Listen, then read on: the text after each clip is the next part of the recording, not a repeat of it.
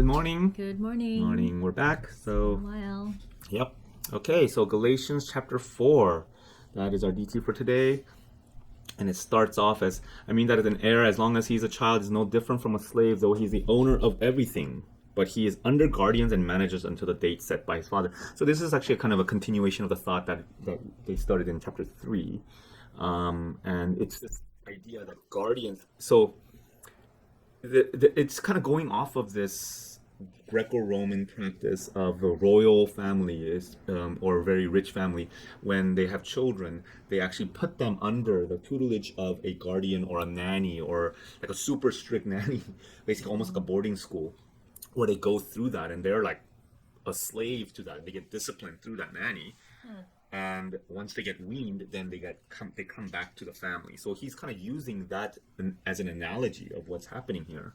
So that he's saying that's the role of the law, So the is law was a nanny. yeah, like a guardian. So then he says, that an heir, as long as he is a child, is no different from a slave. Yeah, like when you're going through that nanny, you're not an heir. You don't act like an heir, though he's the owner of everything. But he's under guardians and managers until the date set by his father. So he's kind of using that analogy here, to and what was the purpose of that? It's to keep the Jewish nation distinct from the Gentile world and separated through the kosher laws, through circumcision, especially those kinds of things, until Jesus came. So he's saying that was the purpose, was to prepare us to have Jesus. So that is sort of the theme in the background of this text here. And then it says, now we're So now back to the that Father. now Jesus has come, you're now Your sons, a right? son, and you are not a slave, but an heir. So, we're going back to what you were originally intended to be, Yeah. but that we could not be because of sin. Because of sin, because of just because we're children. Almost like he's kind of making a case that humanity needed to go through its childhood and be trained up to understand the heart of God and the holiness of God through the law, and that's so that we can be prepared to receive Jesus. So Enter into full sonship through Jesus. yeah. So then why? So the whole thing about Abraham and Sarah and Hagar and all those kind of analogies is actually kind of talking about this process. It's sort of like, here's Abraham, which is before the law, and it's basically a way of faith. But then he needed to go through this guardian, which is the law, so that we can understand. Also, there's a cross, and then now we can go back to the adoption. So this adoption is not really a new. It's like it's actually saying that it's going back to what we're supposed to be.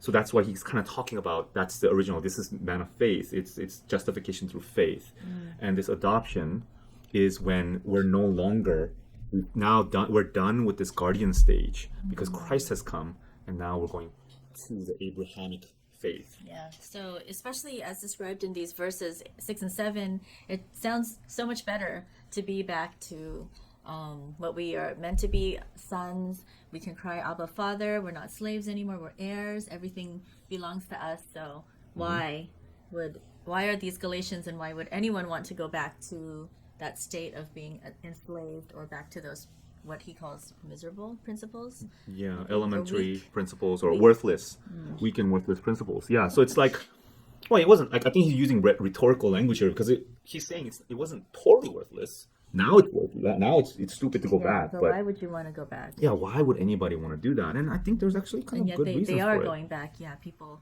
do want to go back. Yeah, So, and I think it's because of verse 17. It kind of described that they make much of you, but for no good purpose. They want to shut you out. So it's kind of interesting. They make much of you, so but for no good purpose.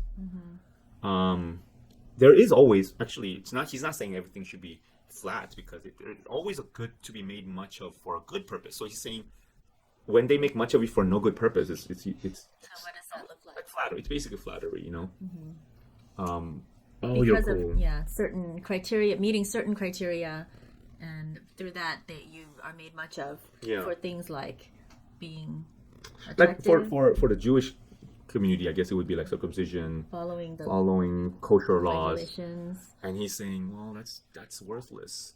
That's not for a good purpose. By the way, we shouldn't get moral exhortation also goes into this, but because in chapter 5 he will make plenty of moral exhortations to the very people that he said this to.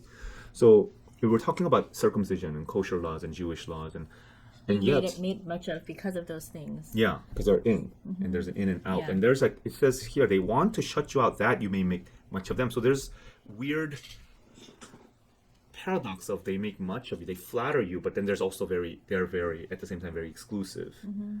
That's the way that the world works. That Yeah. is the worthless ways of the world, because we set certain criteria that we deem to be worthwhile or worthy or good or worthy of being made much of, and then if people can fill that criteria, we're in.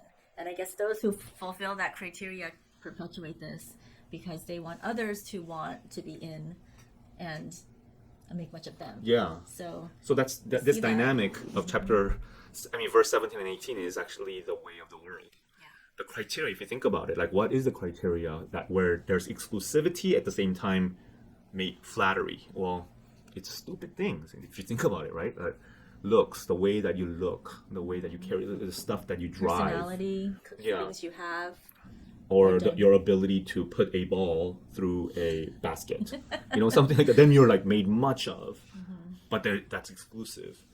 So I don't know, like for Christianity and maybe our church, they were very inclusive, but nobody flatters you. Not made much of, and we don't like that. Yeah. In a way, we like it and we don't like it.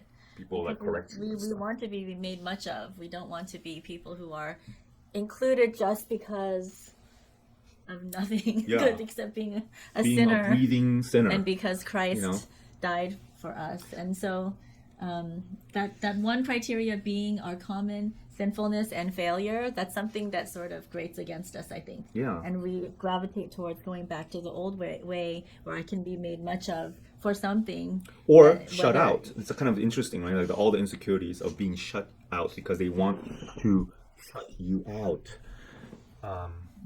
Well, once we get in, we want to be the people who shut others out. Yeah. Yeah. So that is the way of the world. So I think we need to be aware of this dynamic within ourselves too, so that we don't fall prey to going back to these same principles, and instead embrace the way that Christ ushered in, which is that we're no longer under these types of principles, but we are all included because Yeah. of Christ. And I mean, I guess that's what, like, my little, so for whom I'm again in the anguish of childbirth until Christ is formed in you. I think that is basically ministry.